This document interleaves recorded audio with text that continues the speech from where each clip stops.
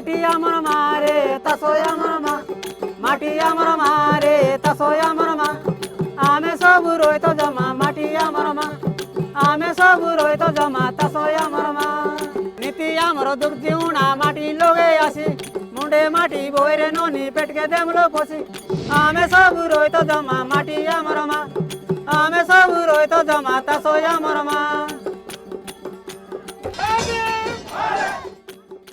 नमस्कार, स्वागत है आप सभी का राज्यसभा टीवी में। मैं हूं श्याम सुंदर।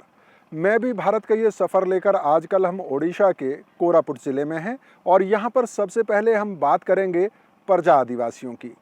परजा आदिवासियों की ज़िंदगी के जुड़े हुए अलग अलग पहलुओं पर नज़र डालने की कोशिश करेंगे, चर्चा करेंगे उनके रोज़ी रोटी के सवालों की भी। पर आइए सबसे पहले जानने की कोशिश करते हैं उनके जीने के अंदाज और उनकी संस्कृति।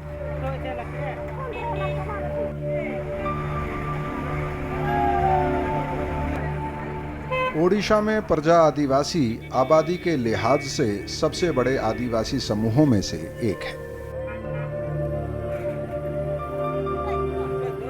राज्य में इनकी आबादी 3.5 लाख से ज्यादा है।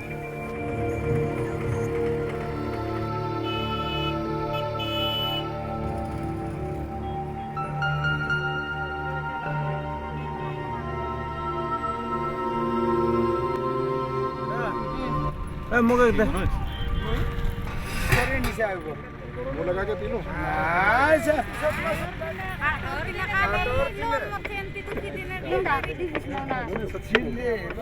को तो घर ओखाने 3 किलोमीटर।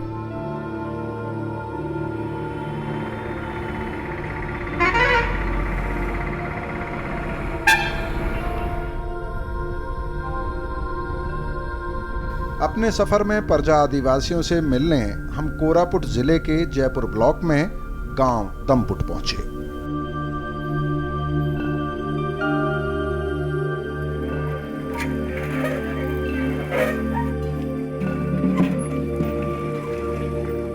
दमपुट परजा आदिवासियों का एक बड़ा गांव है।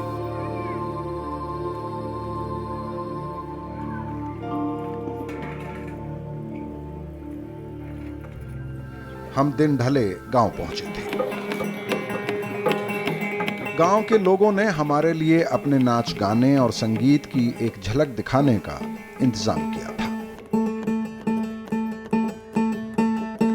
परजा आदिवासियों के गीत संगीत की अगर बात करें तो उनके संगीत में मृदंग और एकतारा बेहद अहम होता है। उनके गीतों के विषय वस्तु की बात करें या तो वो खेती किसानी से जुड़े हुए होते हैं या फिर उनके गीतों में आपको प्रेम, प्रणय और विच्छेद मिलता है। नीति आमर दुख जीवना माटी लोगे आसी नीति आमर कष्ट जीवना माटी टाने आसी मुंडे माटी बोयरे नोनी पेटके देमलो पसी मुंडे माटी बोयरे नोनी पेटके देमलो पसी आमे सब रोइत जमा माटी आमर मा आमे सब रोइत जमा तासोय आमर मा। परजा आदिवासी त्योहार में चैता सबसे बड़ा सामाजिक आयोजन है। दिन बेले रे दुख जीवना रात्या नाटो गेतो दिन बेले रे कष्ट जीवना रात्या नाटो गेतो माटी आमर मारे तासोय आमर मा आमे सब रोइत जमा तासोय आमर मा। इस आयोजन में महिलाएं नाचती हैं जबकि पुरुष साज बजाते हैं और गाते हैं। इनके गीत संगीत का प्रकृति के साथ एक मजबूत जुड़ाव मिलता है।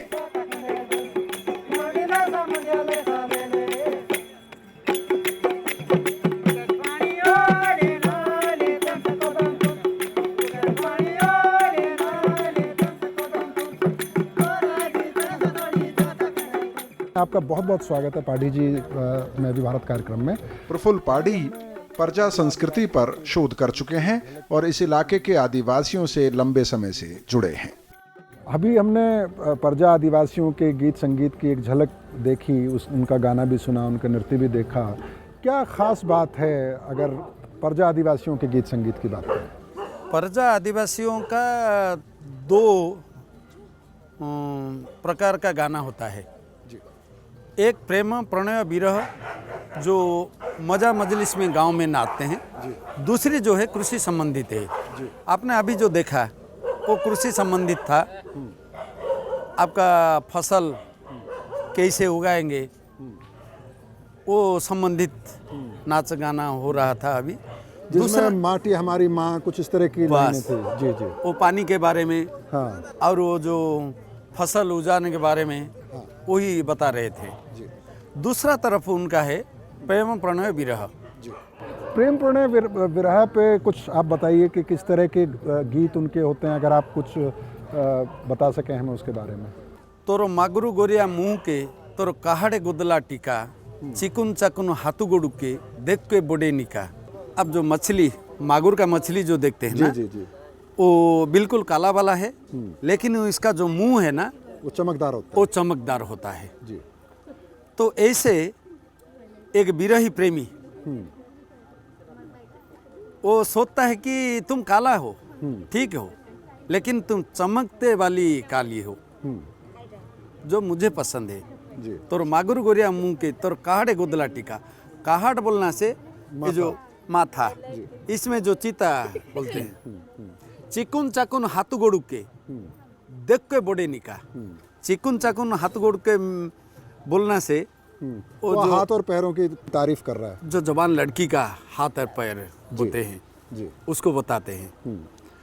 कायबा जनू उदुली रे हुनी हुरे नाई, तुम कैसा चांद निकला है, हाँ, कैसा चांद निकला है।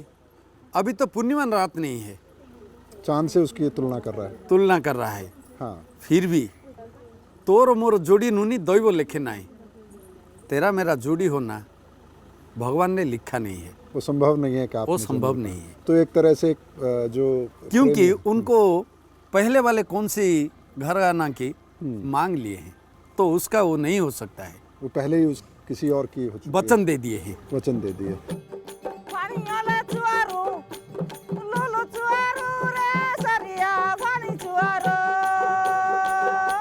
परजा आदिवासियों के नाच गाने की इस झलक के बाद हमें एक घर से न्योता मिला, जहां अपनी लड़की की शादी तय करने के लिए एक परिवार आया हुआ था। लड़के के परिवार ने लड़की के परिवार के लिए दावत में मांस, मछली, दाल, चावल और महुआ का इंतजाम किया है। लेकिन इस मौके की खास बात यह थी कि यह परिवार जिस लड़की की शादी तय करने आया है, वो लड़की पहले से ही लड़के के घर पर रह रही थी। दरअसल परजा आदिवासियों में शादी के कई तरीकों में से एक तरीका है कि लड़का लड़की को लेकर कुछ दिन के लिए गायब हो जाता है। इस दौरान वो अपने किसी रिश्तेदार या मित्र के घर पर रहते हैं। कुछ दिन बाद लड़की के घर पर खबर दी जाती है। इसके बाद लड़के का परिवार लड़की के परिवार को अपने घर पर आमंत्रित करता है। आमतौर पर शुरुआत में लड़की का परिवार अपना गुस्सा दिखाता है, कुछ गर्मा गर्मी होती है, लेकिन अंततः लड़की का परिवार मान जाता है। इसके बाद लड़के का परिवार लड़की के परिवार के लिए दावत का इंतजाम करता है और उसके बाद दोनों परिवारों की सहमति से शादी का दिन तय होता है। लेकिन शादी तय होने के बाद भी लड़की अपने परिवार के साथ वापस नहीं जाती है, वो लड़के के साथ ही रहती है। परजा आदिवासियों में शादी में किसी तरह का लेन देन नहीं है। साहू यानी जिस आदिवासी लड़के की शादी तय हो रही थी, वो हमसे सहजता से मिला, लेकिन लड़की हमसे मिलने में काफी देर तक झिझकती रही। पर साहू के कहने पर वो दोनों एक साथ कुछ देर के लिए हमसे मिले और कुछ टूटी फूटी बातचीत भी उनसे हो पाई। कोकुन तुम्हें बोले छो और माँ बाबा के नहीं से काम में रह जाएगी, कोई नहीं रह जाएगी, काम करेंगे। हाँ जितनी ना मित्र में ना बेचना अच्छा हाँ नहीं इनको लेके आ गए। हाँ। ये तो माँ बाप को कब पता चला इसके माँ बाप को कि ये लेके आ गया? ये जानता है, तर माँ बाप जानता है। हाँ जो ये लेके आ गया। हाँ जानता है जी। ये वहाँ वाली नहीं जानता है। हाँ हाँ ये भी पीछे जाने का। अच्छा अच्छा। पीछे जाने का। अंधेरा घिरने लगा तो लड़की के परिवार ने लड़के के परिवार से विदा ली और अब हमें भी लौटना था। लेकिन गांव से निकलते निकलते हमारी एक परजा परिवार से मुलाकात हुई।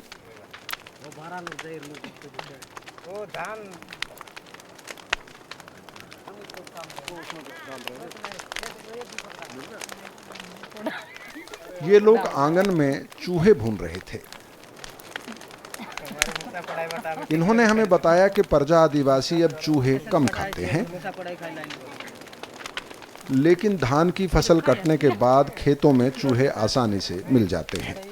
परजा आदिवासियों के खाने में चूहे भी शामिल हैं। आप देख सकते हैं कि वो पहले इसको आग पर भूनते हैं और उसके बाद इसको साफ करके धो के और उसके बाद इसको पकाया जाता है। ख़ास तौर पर जब धान की फसल कट जाती है तो उन खेतों में बड़ी संख्या में इनको चूहे मिल जाते हैं, जिनको ये मार कर ले आते हैं।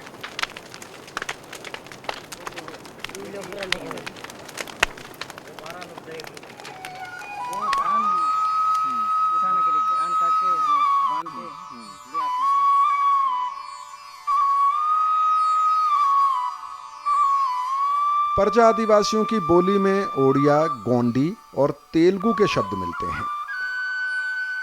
अलग अलग इलाकों में बोली का लहजा भी बदलता रहता है।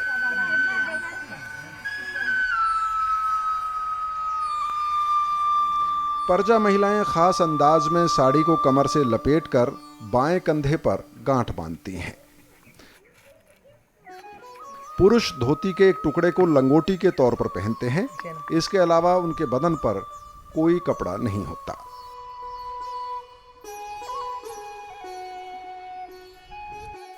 लेकिन बदलते समय के साथ परजा आदिवासियों का बाहरी दुनिया से संपर्क बढ़ा है और अब उनके रहन सहन पर इस संपर्क का असर भी दिखाई देता है। मैं भी भारत में फिलहाल एक छोटे से ब्रेक का समय है। ब्रेक के बाद परजा आदिवासियों की ज़िंदगी से जुड़े कुछ और मसलों पर चर्चा करेंगे।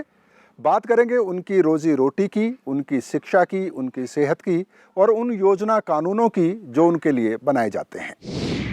आमी पंचायत काम कराइले बिल होउची से जेई करूची से वीडियो कौन करूची से पीडी कौन करूची कलेक्टर कौन करूची से पास आइला पड़ गए ए मनकर लुण मरीच तोर तुण किणी कला बड़कू डेरी हो जाउची पसंद करूना। ब्रेक के बाद एक बार फिर आपका स्वागत है। मैं हूं श्याम सुंदर और मैं भी भारत में आज हम बात कर रहे हैं ओडिशा के कोरापुट जिले में परजा आदिवासियों की। परजा आदिवासी आबादी की आर्थिक स्थिति की अगर बात करें तो ये पूरी आबादी गरीबी रेखा के नीचे जीती है। ये छोटी मोटी खेती करते हैं या जंगल से कुछ उत्पाद जुटाते हैं, लेकिन इनके जीने का मुख्य सहारा मजदूरी है। अगले दिन हम परजा आदिवासियों के एक और गांव चोकोलेगुड़ा पहुंचे।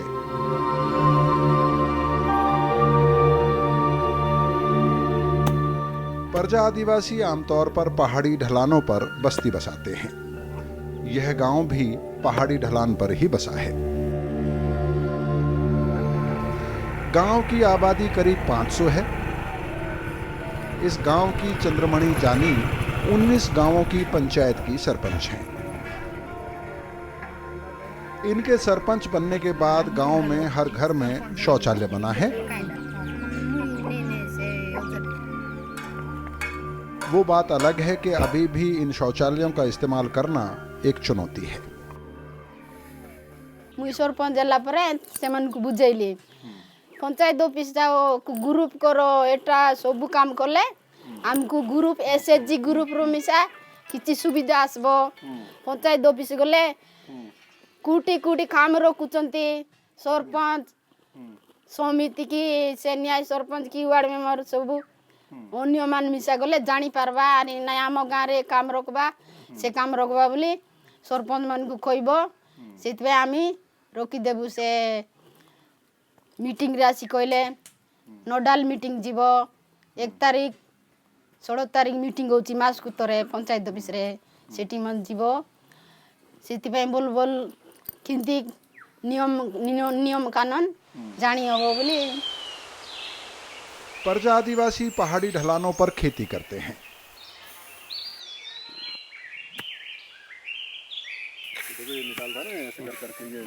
ये आदिवासी अब धीरे धीरे स्थायी खेती की तरफ बढ़ रहे हैं, लेकिन पहाड़ी ढलानों पर खेती बारिश के ही भरोसे है।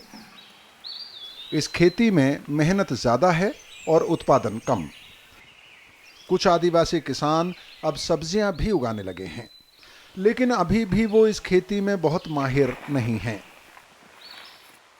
इसके अलावा खेती से जुड़े औजार, खाद और बीज के मामले में भी ये आदिवासी अभी भी बाकी खेतीहर समाज से काफी पीछे है। फसलों के नाम पर धान, रागी, मक्का या अलसी ही पैदा करते हैं। सो जीने के लिए छोटी मोटी मजदूरी का ही सहारा है। बड़ी तादाद में लोग न सिर्फ आसपास के शहरों में मजदूरी के लिए बाहर जाते हैं, बल्कि कई बार ठेकेदार इनको दूर दूर बड़े शहरों में ले जाते हैं, जहां इनका खूब शोषण होता है। ସେମାନେ ବେଶୀ ନେଇକରି ତାକୁ ଖଟଉଛନ୍ତି, ବାସନ ମଜାଉଛନ୍ତି, ପଇସା ଦେଉନାହାନ୍ତି। ଅସୁବିଧାରେ ଆମର ସେ ପିଲା କାହିଁ, ଆମର ଗୋଟେ ଗାଁର ପିଲା ଯାଇଥିଲା ସାର୍, ତାକୁ ମା ବାପ ନେଇକରି ସେ କୁଆଡ଼େ ଗାଈ ଫେଲା ସେ ପିଲା, ତାକୁ ଛାଡ଼ିକରି କାନ୍ଦି କାନ୍ଦି ଆସିଲେ, ପଳେଇ ଆଇଲେ।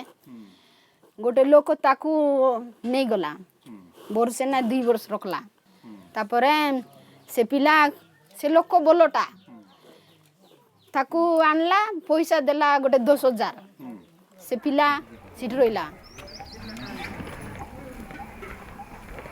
इन आदिवासी इलाकों में रोजगार के साधन ना के बराबर हैं। मनरेगा यानी महात्मा गांधी ग्रामीण रोजगार गारंटी के तहत यहाँ रोजगार के मौके ना के बराबर मिल रहे हैं। बरसों से आदिवासियों को इस कानून के तहत रोजगार नहीं मिल रहा है। इसके अलावा इस कानून को अगर किसी हद तक लागू भी किया जाता है तो उसमें आदिवासियों की ज़रूरत और समझ को ध्यान में नहीं रखा जाता। आदिवासी आमतौर पर धन संचय नहीं करते और अपनी रोज की ज़रूरत भर का काम करते हैं, लेकिन मनरेगा की मजदूरी के भुगतान में काफ़ी देर होती है। ମଜୁରୀ ତ ଏନର୍ଜିରେ ଏତେ ହବ ନାହିଁ ଶୀଘ୍ର, ସେଥିପାଇଁ ସେମାନଙ୍କର ମନ ଦୁଃଖ ଏକା ଥିବ। ଏବେ କଣ୍ଟ୍ରାକ୍ଟ କାମ ଜୟପୁର କୋରାପୁଟ ବୋଲେ ଏବେ କାମ କରିବେ, ସନ୍ଧ୍ୟାରେ ପଇସା ଧରି ପଳାଇବେ। 150 ହଉ କି 150 ହଉ କି 200 ହଉ, ସକାଳେ ଯିବେ, ସନ୍ଧ୍ୟାରେ ପଇସା ଆଣିବେ। ଆମେ ପଞ୍ଚାୟତ କାମ କରାଇଲେ ବିଲ୍ ହେଉଛି, ସେ ଜେଇ କରୁଛି, ସେ ଭିଡ଼ିଓ କ'ଣ କରୁଛି, ସେ ପିଡି କ'ଣ କରୁଛି, କଲେକ୍ଟର କ'ଣ କରୁଛି, ସେଠୁ ପାସ୍ ଆଇଲା ବେଳକେ ଏମାନଙ୍କର ଲୁଣ ମରିଚ ତୁଣ କିଣି କଲା ବେଳକୁ ଡେରି ହେଇଯାଉଛି, ପସନ୍ଦ କରୁନାହାନ୍ତି। अच्छा, ये बताइए कि क्या जो प्रजा आदिवासी हैं, वो अब तो नरेगा का पैसा तो खाते में आता है, तो खाते हैं सबके, बैंक खाते हैं ଖାତାରେ सबके खाते हैं उनमें, लेकिन इस्तेमाल करते हैं लोग बैंक खाते। खाता है मिसा सेमन लेट आका शीघ्र ना।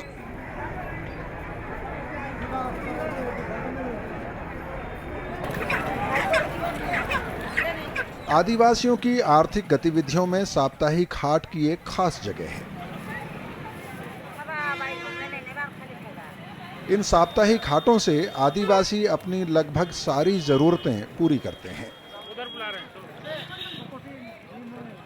इन हाटों में खरीद बिक्री अभी भी वस्तुओं के लेन देन से ही चलती है, ऐसा कहा जा सकता है। आमतौर पर आदिवासी जंगली उत्पाद, चावल, रागी या अलसी जैसी चीजें इन बाजारों में लाते हैं। उन्हें व्यापारियों को बेचते हैं और उस पैसे से अपनी जरूरत की चीजें खरीदकर गांव लौट जाते हैं।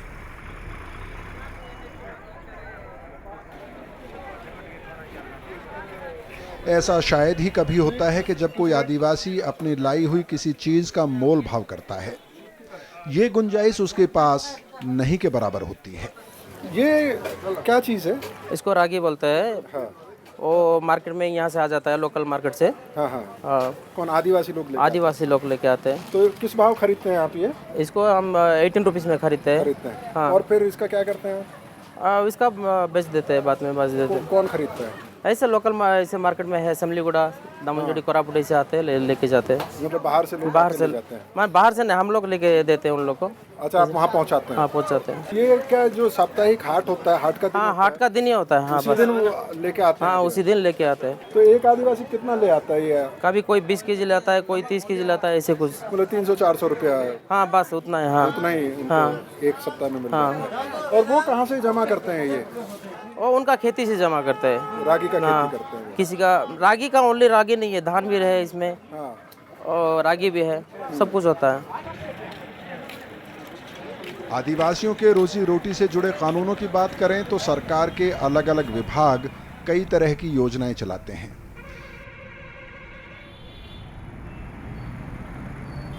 जिला स्तर पर ITDA यानी कि समेकित आदिवासी विकास एजेंसी इन सभी विभागों के बीच तालमेल बनाती है और आदिवासियों के रोजी रोटी से जुड़ी योजनाओं और कानूनों को जमीन पर लागू करती है या ऐसा करने में मदद करती है। हमको ट्राइबल लोग का लाइवलीहुड एक्टिविटीज़ एनहांस करने के लिए हमको स्टेप लेना है। तो इसमें हम बेसिकली अभी गवर्नमेंट का फोकस्ड एरिया डेवलपमेंट अप्रोच बोल के, मतलब जो ITDA का किस किस सेक्टर में आदिवासी लोग को डेवलप करने के लिए पोटेंशियलिटी है, तो उसी सेक्टर को हम आइडेंटिफाई करने के बाद मतलब स्कीम बना है। तो इस एरिया में हम क्लाइमेटिक कंडीशन इतना कंडीसिव है, इसलिए प्लांटेशन एक्टिविटीज़ को हम लिए हैं। वाडी मैंगो प्लांटेशन हम लिए हैं और ये क्लाइमेटिक जोन हिसाब से कॉफ़ी प्लांटेशन भी हम कर रहे हैं। वनाधिकार कानून 2006 को आदिवासियों के आजीविका के लिए अहम कदम माना गया था। कोरापुट में आदिवासियों को जंगल और जमीन का अधिकार मिले, इसकी जिम्मेदारी भी ITDA की ही है। स्टेट गवर्नमेंट और सेंट्रल गवर्नमेंट में भी हमको हर 2 महीने का बाद और 1 महीने के बाद वीडियो कॉन्फ्रेंसिंग में हमको मतलब रिव्यू कर रहे हैं। तो इसी हिसाब से टिल डेट हमको कोरापुट डिस्ट्रिक्ट में SDLC लेवल से डिस्ट्रिक्ट लेवल तक अभी 28,648 एप्लीकेशन DLC को आए हैं। DLC अप्रूव किया है अभी तक 28,118। पट्टा मिला है अभी डिस्ट्रीब्यूट किया है 27,628 एंड 530 एप्लीकेशन SDLC को रिमांड किए हैं। रिमांड मतलब कि कुछ इंफॉर्मेशन और ज़रूरत है, वो सपोर्टिंग डॉक्यूमेंट के साथ फिर उन लोग हमको भेजेंगे। आदिवासियों की आजीविका के लिए 2006 का वनाधिकार कानून बेशक अहम है और उसका लागू होना जरूरी भी है। कोरापुट में ऐसी कोशिशों का दावा भी है, लेकिन इतने भर से आदिवासी आबादी की आजीविका के सवालों का समाधान नहीं हो जाएगा। Simply giving them land doesn't mean that you have developed them. That's why Elvin Committee has said, they have said that giving some land, providing some pairs of bullocks, providing a house, drinking water supply doesn't mean that you have done everything. The fertility of the land takes years to grow. And until they become self-sufficient, the government has to help them. परजा आदिवासियों में शायद ही कोई परिवार आपको गरीबी रेखा के ऊपर नजर आए। ज्यादातर परजा आदिवासी सीमांत कामगार की श्रेणी में ही आते हैं।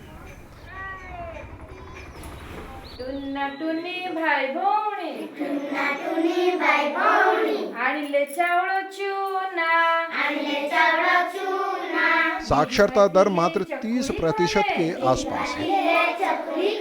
इसकी शायद एक बड़ी वजह है कि जिन अधिकारियों को ये योजना लागू करनी है, उन्हें आदिवासी समाज की समझ ठीक नहीं है। What should have been done before going for any scheme for tribal welfare or tribal development? We should know their background, in what condition they are living, their ecological situations, and their bent of mind and their attitude. As you told, their attitude is not changing. But actually, what is their attitude? What is their skill? That thing should be taken into account before implementing anything. we should first study that. For example, I have worked in remote areas of Kandha areas, and one time I found that they told that our government people came, they wanted to give us milking cows. These people, they refused. Then they insisted, this scheme has been sanctioned for you. You must take for your village, so many people take the dairy unit. They were forced to.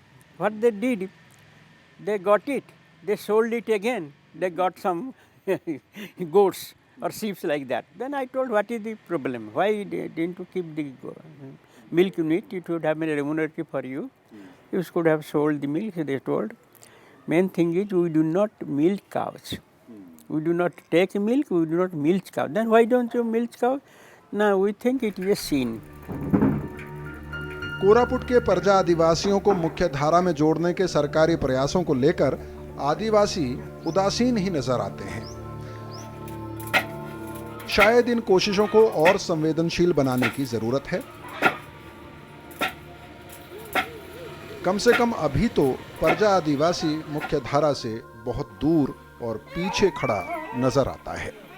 मैं भी भारत का ये episode अब समाप्त करने का समय आ गया है, लेकिन इतना ज़रूर कह सकते हैं कि प्रजा आदिवासियों की रोजी रोटी का जहाँ तक सवाल है, उनसे जुड़े हुए जो कानून हैं, जो योजनाएं हैं, ज़मीन पर वो बहुत कामयाब होती हुई नज़र नहीं आती हैं।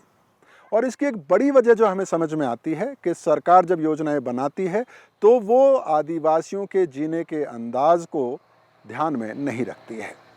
ऊपर से सरकार का नज़रिया ये है कि इन योजनाओं के नाकामयाब होने के लिए आदिवासी खुद जिम्मेदार हैं, क्योंकि वो इन योजनाओं के लाभ नहीं समझते हैं। हमें ऐसा लगता है कि सरकार को और प्रशासन को इस नज़रिए को बदलने की ज़रूरत है। मैं भी भारत की पूरी टीम के साथ मुझे अनुमति दें।